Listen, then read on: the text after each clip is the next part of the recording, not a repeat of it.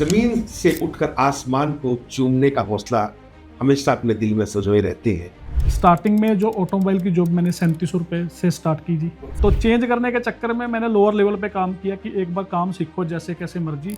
आज की डेट में ऐसी जगह पे स्टैंड कर रहे हैं, यदि मैं किसी इन्वेस्टर या किसी कस्टमर को बोल देता हूँ कि मैं गारंटी कर रहा हूँ आप चीज़ लो, तो वो ऑटोमेटिकली मेरी सी चीज़ लेगा सर, बाहर कहीं पर नहीं जाएगा। आपने पेड़ों के लिए क्या किया और सर, भविष्य में आप क्या योजना? टोटली एफर्ट रहेगा कि चंडीगढ़, पंचकुला और मोहाली के अंदर सारे प्रोजेक्ट हमारे हों, और सबसे बढ़िया जो ग्रीनरी का मेन विजन है हमारा, मैक्स टू मैक्स ग्रीनरी को प्रमोट करने के लिए डीवी इंफ्रा पहले नंबर पे।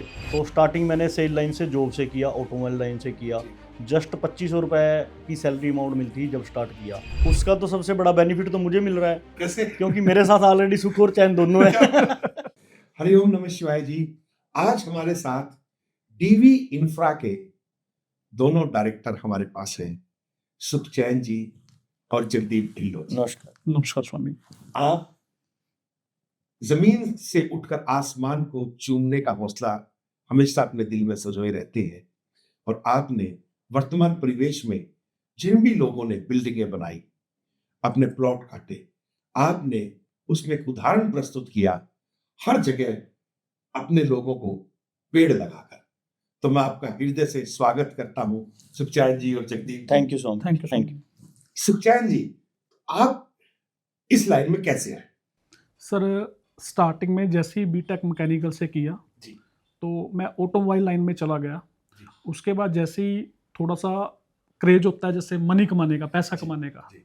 तो हमने क्या सोचा कि सबसे ज़्यादा पैसा किस लाइन में है, तो एकदम लाइन में चेंज किया सर, रियल इस्टेट में एंट्री किया। उसके बाद जॉब करना स्टार्ट किया जी। तो पहले आपने जॉब किया? हाँ जी, पहले जॉब से स्टार्ट किया जी। जी। स्टार्टिंग में जो ऑटोमोबाइल की जॉब मैंने 3700 रुपये से स्टार्ट की जी। सेकंड थिंग, जैसे ही मैंने रियल इस्टेट में एंट्री की तो 10,000 रुपये तक मैं पहुंच पाया वहाँ पे, बल्कि ऑटोमोबाइल में मैं 60,000 की सैलरी पे ऑलरेडी पहुंच चुका था। तो चेंज करने के चक्कर में मैंने लोअर लेवल पे काम किया कि एक बार काम सीखो जैसे कैसे मर्जी, कल को अपना काम करना है, क्योंकि ये लाइन सबसे ईजी थी। तो रियल इस्टेट में एंटर किया जी, हमने नौकरी की, उसके बाद बहुत कुछ सीखा जी। उसके बाद पिछले 1.25 साल से हम अपना खुद का बिजनेस रन कर रहे हैं जी। तो इस समय कहाँ पर कर रहे हैं आप? सर, हमारा ट्राई सिटी के अंदर है, चंडीगढ़, पंचकुला, मोहाली के अंदर जी।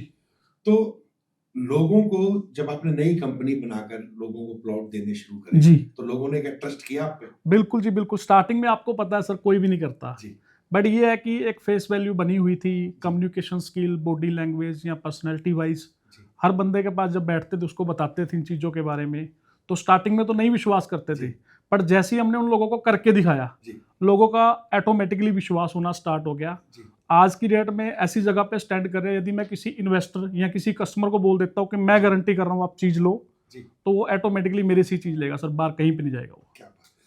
तो वर्ल्ड क्लाइमेट चेंज से आप जुड़े हुए? बिल्कुल जी। तो आपने पेड़ों के लिए क्या किया और सर, भविष्य में आप क्या योजना है? बेसिकली सर, जितने भी प्रोजेक्ट्स हमने बनाए हैं सबके अंदर हमने ग्रीनरी को प्रमोट किया जी, इको फ्रेंडली लेके चले हैं। सपोज करो मेरे पास जितना भी लैंड बैंक आया है, मैंने उसमें 10% का हिस्सा जो ग्रीनरी के लिए प्रमोट किया मैंने, ठीक है जी। उसमें मैक्स टू मैक्स पेड़ पौधे लगाए जी।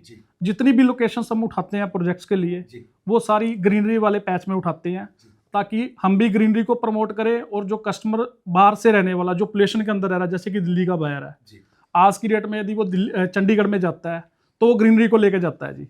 यदि उसके आसपास में भी ग्रीनरी हो और अंदर भी ग्रीनरी हो तो ऑटोमेटिकली वो बंदा वहीं पे रहना पसंद करेगा जी। इसलिए मैक्सिमम हम ग्रीनरी को ही प्रमोट कर रहे हैं जी। हमने क्या किया जी, हर प्लॉट के आगे एक एक पेड़ लगाना स्टार्ट कर दिया, और रिटर्न में कस्टमर से लिखवा के लिया है जी, वो पेड़ कभी भी भविष्य में कभी भी नहीं काटेंगे जी। क्या बात जी। तो जगदीप जी, आप इस लाइन में कैसे आए? सर, मैं शुरू से ही, मैंने जैसे ही ग्रेजुएशन किया ना, मेरा शुरू से ही एक ये था कि पैसा कमाना है। तो पहले तो मन था कि बिजनेस स्टार्ट किया जाए, लेकिन उसके लिए इतना बैकअप नहीं था, फैमिली बैकग्राउंड इतना अच्छा नहीं था। तो स्टार्टिंग मैंने सेल लाइन से जॉब से किया, ऑटोमोबाइल लाइन से किया। जस्ट 2500 रुपये की सैलरी अमाउंट मिलती जब स्टार्ट किया, आज से 20 साल पहले। तो उसके बाद धीरे धीरे उसमें प्रमोशन मिलते गए, उसके बाद भी सैलरी में फिर वो मज़ा नहीं आ रहा था, ठीक है। उसके बाद सोचा कि चलो अपना एक बिज़नेस करते हैं। बिज़नेस के बारे में सोचा, 3-4 बिज़नेस के आइडिया है कि ये किया जाए, लेकिन सब में फंडिंग की बहुत ज़्यादा ज़रूरत थी। एक रियल एस्टेट का बिज़नेस ऐसा था जिसके अंदर हमें कुछ नहीं, अपने टैलेंट के ऊपर आना था, ठीक है। उसके अंदर जो मेरे इन्वेस्टर थे, मेरे साथ जो लोग जुड़े हुए थे, उनको साथ में लेके चले और अपना खुद का बिजनेस स्टार्ट किया। 4-5 साल पहले रियल एस्टेट में एंट्री की, जी। वहाँ सीखा कैसे करना है, जी। कैसे अपने इन्वेस्टर को साथ में जोड़ना है। तो जैसे स्वामी जी आप हमारे साथ जुड़े हुए हैं शुरू से, जी। आप जैसे लोग बहुत से इन्वेस्टर हमारे साथ जुड़े, जी। उनको लेके हमने अपनी कंपनी स्टार्ट कर दी जी। Last year. जी। तो आज की डेट में पहले अंडरराइट प्रोजेक्ट किए, अब आज की डेट में खुद का प्रोजेक्ट लेके आ रहे हैं। तो पेड़ों का ध्यान रख रहे हैं पेड़ों तो? का ध्यान रखा है सर, जहाँ भी प्रोजेक्ट लेके आए वहाँ पे देखा कि वहाँ पे ग्रीन एरिया जरूर हो, जी। कि वहीं पे हम प्रोजेक्ट लेके आए। नहीं, ऐसा अभी एटमोस सुखचैन जी कह रहे थे कि जो भविष्य में आपके हाँ जी, प्लॉटिंग होगी, हाँ जी, तो हाँ जी। उसमें आप उस ओनर को एक पेड़ दे रहे हो एक पेड़ दे रहे हैं हर प्लॉट के साथ, और और वो पेड़ उनसे कभी कटेगा नहीं। रिटर्न में एग्रीमेंट कर रहे हैं कि इस पेड़ को कभी मत काटना। जी। ठीक है, ये रहेगा सर, हमारा मोटो यही है कि ज़्यादा से ज़्यादा हमारे जितने प्रोजेक्ट आए ना, उनके अंदर हमारी सोच ये रहती है कि 40-50% ग्रीन एरिया रहे। जी। वो चीज़ हम छोड़ रहे हैं। जैसे जो रोड है उनके साथ भी सब में पेड़ लगाने की है, एक शुरू का पैच ग्रीन एरिया दिया जाए। तो ऐसी सोच लेके चल रहे हैं, आगे हम भविष्य में और भी बड़े प्रोजेक्ट लेके आएंगे तो वहाँ भी हम ग्रीनरी को ही प्रमोट करेंगे। तो जगदीप जी, कोई ऐसा संघर्ष आपके जीवन का हाँ जी, हाँ जो जी। युवाओं को प्रेरणा दे सके, क्योंकि असफल होने पर युवा ड्रग्स की चपेट में जा रहा हाँ है जी, हाँ जी। और आपके पंजाब में तो बहुत सी मात्रा में लोग नवयुवक ड्रग्स की चपेट में जा रहे हैं, तो आपका उनको क्या संदेश है? सर देखो, मेरा संदेश तो ये रहेगा कि जब हम लोग फ्री रहते हैं ना, तो इन चीज़ों की चपेट में जल्दी आ जाते हैं। अपने आप को ज़्यादा से ज़्यादा बिजी रखो, चाहे एक जॉब से स्टार्टिंग करो, या मान लो कोई छोटा बड़ा कोई काम छोटा बड़ा नहीं होता, जी। किसी भी काम से एक हम स्टार्टिंग कर सकते हैं। जितना ज़्यादा हम अपने आप को खुद को बिजी रखेंगे ना, उतना ही नशों से बचेंगे, अपने बिजनेस की तरफ बढ़ो। हर बंदा बिजनेसमैन बन सकता है जी। तो आपका कोई संघर्ष तो सर ऐसा है, तो मान लो लास्ट के जो 20 ईयर हैं वो संघर्ष में ही बीते हैं। जी। ठीक है जी, हार्ड वर्क भी किया है, स्मार्ट वर्क भी किया है, हर तरह से छोटे लेवल से जुड़े हैं। ठीक है, अब भी डाउन टू अर्थ हैं, कोई ऐसा नहीं है। जी। ठीक है, एक माइंड में एटीट्यूड ना रखो। मान लो मैंने बहुत बढ़िया। किसी छोटे लेवल के बंदे को मिलना, तो ये सोचना कि नहीं यार इस बंदे से मैं बात नहीं कर सकता, ये मेरे लेवल का नहीं है, मेरे साथ नहीं बैठ सकता। तो इस सोच को हमें निकालना पड़ेगा अगर सक्सेस होना है तो। जी। हाँ जी। तो सुखचैन जी, आप युवाओं को क्या संदेश देंगे कि आज का युवा कर्मयोगी बन सके और भविष्य में भारत का एक निर्माण हो सके पॉजिटिविटी में? बिल्कुल जी, बिल्कुल स्वामी जी, आप सही बोल रहे हो। स्टार्टिंग जो इनिशियल स्टेज होती है किसी भी बच्चे की, यदि उसमें उसको सही लाइन पे लगाया जाए जी। तो वो बच्चा भविष्य का निर्माण करेगा ही करेगा। अब जैसे स्टार्टिंग हम लोगों ने की, हमने कभी पीछे नहीं हटे कि काम करना है, करते गए। आज की डेट में हम इस मुकाम पे पहुंच चुके हैं कि आज की डेट में बिल्डर की कैटेगरीज में आ गए हैं। जी। हम भी अपना ध्यान इधर उधर भड़का सकते थे, जैसे फंडिंग का इशू था, घर से बैकअप डाउन था, सैलरी वगैरह प्रॉपर नहीं थी। हम भी कहीं ना कहीं खाली टाइम में सोच सकते थे कि ये नशा किया जाए या ऐसे किया जाए, दिमाग पे बहुत टेंशन है, इसको कैसे कंट्रोल किया जाए। बट नहीं, ऐसा नहीं। तो हमने आपको विचार आया, विचार आते थे जी, तो आपने उसको कंट्रोल कैसे किया? कंट्रोल करने का सर ऐसा है, देखो घर का बैकग्राउंड देखा जाता है कि मेरे ऊपर सभी लोग डिपेंड है। यदि मैं ही इस तरफ लग गया तो बाद में फैमिली का क्या होगा। तो मैंने उस हिसाब से अपने माइंड को प्रॉपरली कंसंट्रेट अपने वर्क के ऊपर किया। जितना ध्यान मैंने नशों की तरफ लगाना था वो ध्यान मैंने हार्ड वर्क की तरफ लगाया, और आज की डेट में इस मुकाम पे पहुंच गया कि जो बिल्डर की कैटेगरीज में आ गए हैं। और आने वाले 4 से 5 साल के अंदर सर हमारी ट्राई रहेगी सर, टोटली एफर्ट रहेगा कि चंडीगढ़, पंचकुला और मोहाली के अंदर सारे प्रोजेक्ट हमारे हों। और सबसे बढ़िया जो ग्रीनरी का मेन विजन है हमारा, मैक्स टू मैक्स ग्रीनरी को प्रमोट करने के लिए डीवी इंफ्रा पहले नंबर पे हो। तो मैं उम्मीद करूं कि वर्ल्ड क्लाइमेट चेंज के साथ मिलके जी अब आप पेड़ों की मुहिम को और तेजी लेके आए। बिल्कुल जी, बिल्कुल और तेजी लेके आएंगे जी आने वाले टाइम में। जगदीप जी और सुखचैन जी सर, कभी माता पिता ने आपको डांट मारी? आज के युवा को अगर कोई डांट मारता है ना जी तो बहसबाजी करता है, तो आप कभी पिटे माता पिता से, टीचर से? सब होता है जी सर, हम तो ये सोचते हैं कि जो पेरेंट्स की डांट है ना वो देसी घी की तरह काम करती है जी।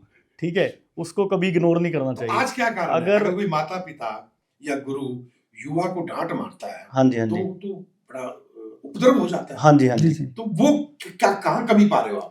वो सर देखो, एक तो आज की डेट में ज्वाइंट फैमिलीज खत्म हो चुकी हैं। सबसे बड़ा रीजन तो उसका ये है। जब हम लोग ज्वाइंट फैमिलीज में रहते हैं ना, तो हमारा प्यार बढ़ता है आपस में। ठीक है, हमें हमारा बड़ा बुजुर्ग कोई डांटता भी, वो भी हमें बुरा नहीं लगता, कि वो हम सोचते हैं कि ये हमारे अच्छे के लिए बोल रहे हैं। तो वो चीज़ है। मेन रीज़न तो यही है कि आज सब बच्चे मान लो मोबाइल फ़ोन जो ऐसी चीज़ों को यूज़ कर रहे हैं, पूरा दिन टीवी के बैठे हैं, टीवी के बिना खाना नहीं खाते, जब तक फ़ोन पे गेम नहीं चलेगी तब तक खाना नहीं खाएंगे। ये बड़ी चीज़ें एफर्ट कर रही इसमें हैं। आप दोषी किसको मानते हो? उसमें सर देखो पेरेंट्स का भी हाथ है। हम लोग क्या करते हैं, मान लो बच्चा तंग ना करे, उसको फ़ोन पकड़ा दिया हाथ में कि वो थोड़ी देर के लिए डिस्टर्ब ना करे, तो वो चीज़ें हैं, हम टाइम ही नहीं दे पा रहे।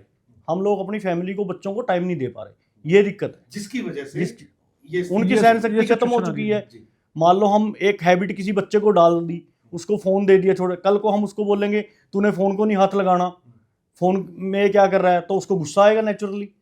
उसकी हैबिट बन चुकी है, वो हैबिट हम लोगों ने बनाई है। सुखचैन जी, आपका नाम बहुत अच्छा है थैंक यू कि सर। सुख के साथ व्यक्ति को अगर चैन प्राप्त हो जाए जीवन में बिल्कुल तो जी। उसका जीवन सफल है। तो ये नाम कैसे मिला आपको? सर ये नाम मेरे पेरेंट्स ने दिया है। जी। बेसिकली आपको पता है, जब मैं भी कई बार दुखी होता हूँ ना, हाँ। तो मैं नाम के पीछे जाता हूँ, यार नाम तेरा सुखचैन है, हाँ।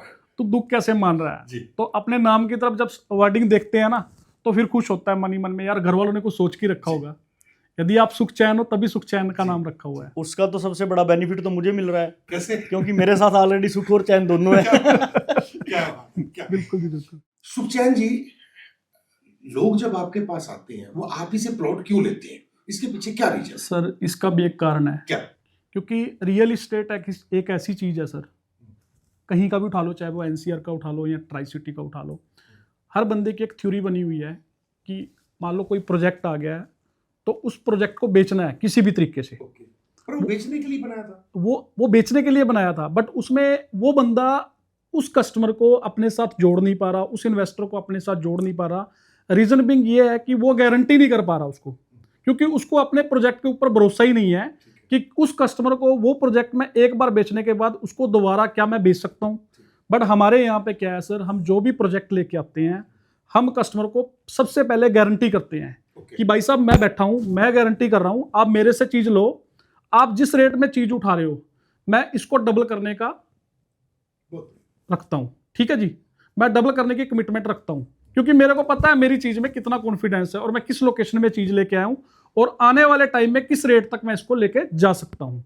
तो हम गारंटी करते हैं सर, हम बायबैक में भी पैसा उठाते हैं, बायबैक में फिर रिटर्न भी देते हैं कस्टमर्स को, कस्टमर उसके बाद खुश होता है, फिर जो भी नया प्रोजेक्ट लेके आता है वही इन्वेस्टर ऑटोमेटिकली हमारे साथ जुड़ता है। तो डीबी इंफ्रा को मेरी तरफ से हार्दिक शुभकामनाएं। Thank you Swami ji. Thank you so much. कि आप पर्यावरण को साथ लेते हुए अपने व्यापारिक प्रतिष्ठान और व्यापार के क्षेत्र में आप उन्नति करें। यही मेरी आप दोनों को बहुत बहुत शुभकामनाएं। थैंक यू स्वामी, धन्यवाद।